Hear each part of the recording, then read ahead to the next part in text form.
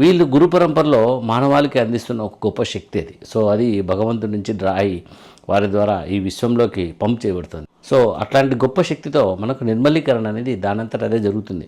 అట్లాంటి శక్తికి మనము పర్మిషన్ ఇవ్వడం, మన లోపల దాన్ని పనిచేసేలా చేయడం మనకున్న ఒక గొప్ప డ్యూటీ.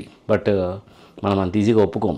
సో మనం చాలా చాలా రెసిస్టెన్స్ ఇస్తున్నాం. అందుకనే చారీజీ మాస్టర్ గారు అంటారనమాట, ఒక భూగోళాన్ని, ఒక వేరే గ్రహాన్ని నేను కొన్ని క్షణాల్లో క్లీన్ చేయగలను, కానీ మానవుని హృదయంలో నేను క్లీన్ చేయాలంటే కొన్ని వందల సంవత్సరాలు పడుతుంది. ఆయన ఎప్పుడు స్వేచ్ఛతో ఎప్పుడు వెనక్కి తిరుగుతాడో, ఎప్పుడు వద్దంటాడో, ఎప్పుడు కాదంటాడో అనేసి నాకు ఆలోచనగా ఉంటుంది. సో ఆయన్ని ఇంప్రెస్ చేసి ఆయన హృదయాన్ని క్లీన్ చేయడం అనేది చాలా చాలా గొప్ప పని అంటాడు అనమాట. సో అంత కఠినంగా ఉంటాం మనం. సో మనము మన హృదయాన్ని క్లీన్ చేసుకొని, ఎందుకంటే ఇక్కడ నేను అనే భావంతో మనలో డెవలప్ చేసుకున్న రకరకాల కాంప్లెక్సిటీస్ అన్నీ ఉంటాయి.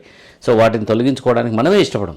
మనం ఇష్టపడినందువల్లే ధ్యానంలో కూర్చున్నా కూడా నా దోశ, నా పూరి, నా ఫ్యామిలీ, నా ఇల్లు, నా బంగారాన్ని ఆలోచిస్తుంటాం. అట్లాంటివి ఆలోచిస్తాం తప్ప నాకు మంచి జరిగిందా లేదా, నాకు బాగున్నదా లేదా, నాకు కంఫర్ట్ వచ్చిందా లేదా, నా కంఫర్ట్ కోసం భగవంతుడు ఉన్నాడేమో, ఇట్లాంటివన్నీ అనుకుంటున్నాం. కానీ నిజంగా సరెండర్ అయ్యి నన్ను నీ అంత ప్యూర్గా తయారు చేయని చెప్పి మనం ఎప్పుడు కూడా అడగం. అలా అనుకున్నప్పుడు ఆ ప్రాణాహుతి శక్తి అనేది మన హృదయంలోకి ప్రవేశించి డెఫినెట్గా it will give very good result. So మీరు కూడా ప్రయత్నించి చూడండి. సో సహృదయంతో, సహృదయం కంటే హృదయపూర్వకంగా మిమ్మల్ని మీరు ఒకసారి మెడిటేషన్లో పార్టిసిపేట్ చేసి చూడండి. Definitely will get very good results. Okay, thank you.